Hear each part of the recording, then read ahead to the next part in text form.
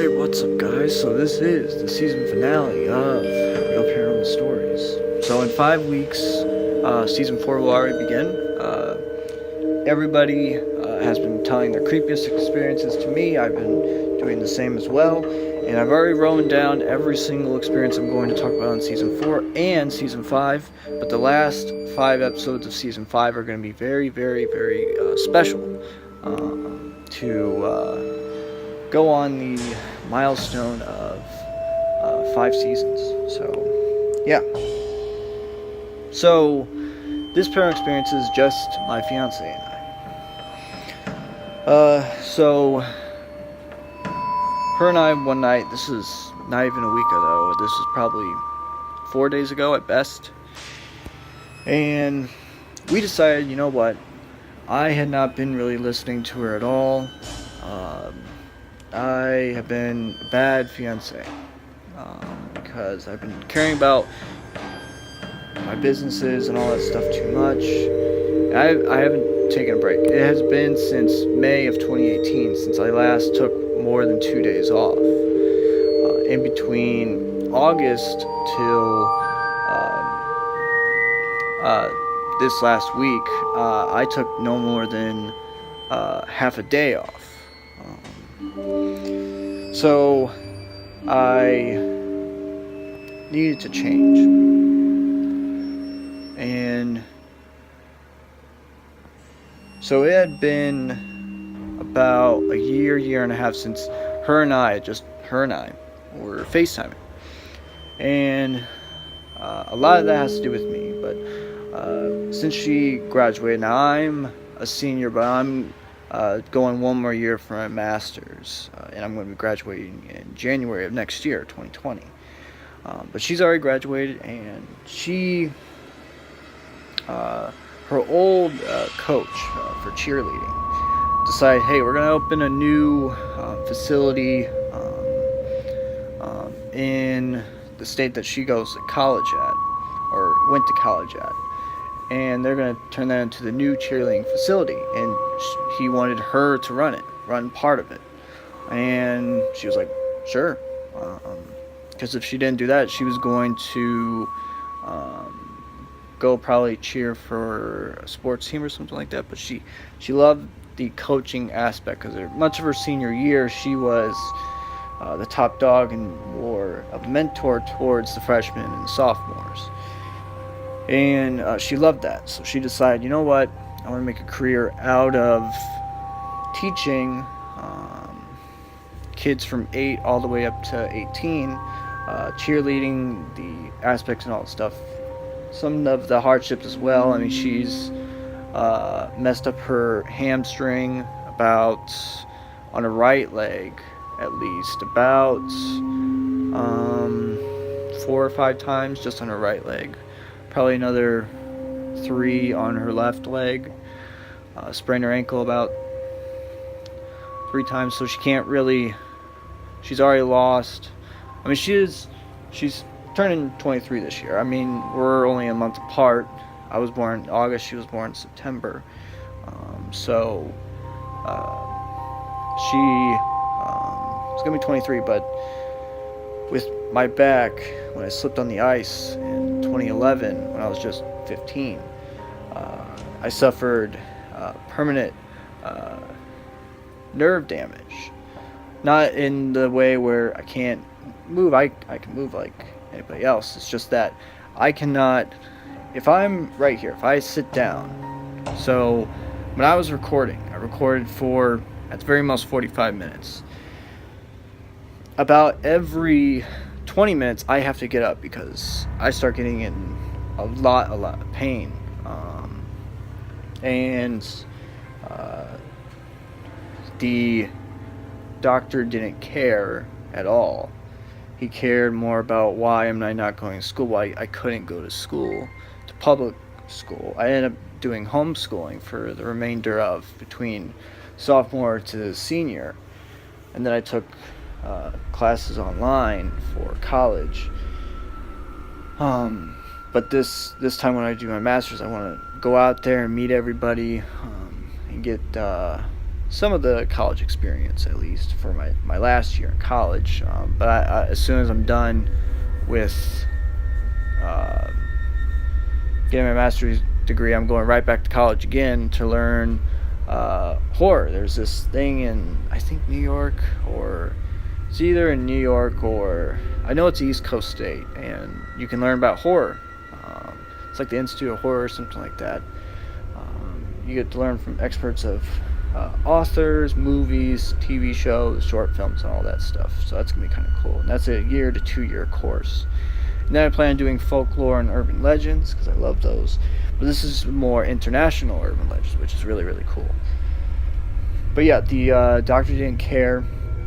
And because he didn't, he cared more about me not going to school. And the reason why I couldn't go to school is because one time in class, because the doctor refused to give me medicine. He was like, no, I'm not giving you medicine unless you go to school. So I was like, okay, I will prove to you.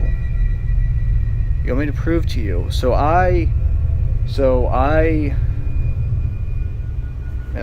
don't regret this to this day. I don't. But I went to school.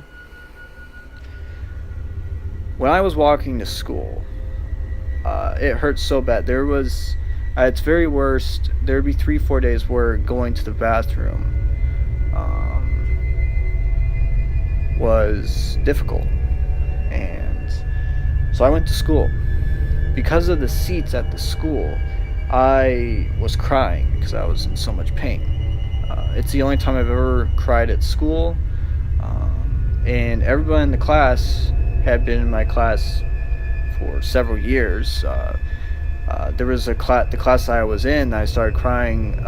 All my classmates I had class with in 7th and 8th grade, which is kind of cool that everybody went to basically the same high school. And I was crying, and everybody felt bad because they had never seen me cry before. And I was in so much pain that the nurse said what's wrong, and I explained to her. She says that's not right. So we went to the school. I got notes from the nurse, all the teachers, all from my classmates as well, saying that what you're doing is wrong. And I said that when I become rich, when I graduate from high school, graduate from college, I'm going to come back here and throw it in your face. Because you, sir, do not deserve to be a doctor. And then I left. That was the last time I ever trusted a doctor ever again. So, yeah. But back to... So yes, so she's had this, the cheerleading thing for almost a year now. May will be a year that she's been at this facility. The day after she graduated, she got here. By the time August, the facility was all complete, and she was teaching classes. So, but ever since then, we have not FaceTimed together. It's been just with the group. So we decided that we are going to FaceTime together, just the two of us. We started at 1 o'clock. It's just 4 days ago. Started at 1 p.m. and we didn't stop till around 2 or 3 a.m. It was really fun. It was 12 to 13 interrupted hours. There was only one time where FaceTime wasn't on. And it was fun as hell. But from 1 to 6, everything was fine. So we got off because we both wanted to take a shower. So I took a shower, she took a shower, she got something to eat, I decided to get something. So I get on FaceTime, she gives me the notification that, hey, you want FaceTime, so I go ahead. soon as FaceTime comes on, I see a shadow behind her, which scared me because why would there be a shadow behind you? Let alone how damn big this freaking shadow was. It was freaking huge. It was as if like, I don't know, a 7-foot basketball player was behind you. It was so freaking big. And so I'm like, there's a shadow behind you. And she says, what? She turns around, there's nothing there. So we both thought at first it was a glitch. That's what we thought at first. So I'm like, okay, I'll turn off FaceTime. I'll start the app over again, and then we can just continue. So simple as that, right? So I turn back on the FaceTime. As soon as it goes on hers, I see it again, right behind her. So she turns around, and now she sees it. So she freaks out. She jumps out of her chair, and it just stands there. Nothing. It's just standing there. So she's looking at this thing, and I'm looking at this thing, and then it moves. It moves by her door. She has her FaceTime on, so she turns the FaceTime over, and now we're looking at the shadow, and then it disappears. So we look everywhere. We look outside if maybe it's like one of the street lights reflecting off of someone like walking their dog or something like that, but nothing. She has curtains over the windows and all that stuff, and the only light is from basically her phone and her 2 lamps. She has a lamp right next to her bed, and then one next to her desk. Don't know what the hell that was. I think that was Asta. I don't know what the hell his problem is. He itches himself, and then he yelps, and I'm like, why are you doing it if it hurts you? I don't understand that, but I still love him.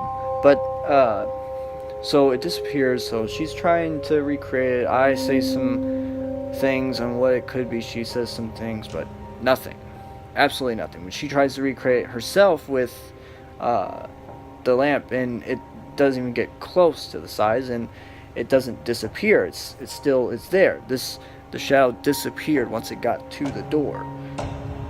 So it wasn't the closet door, it was the door to go outside her room. So she goes outside her room.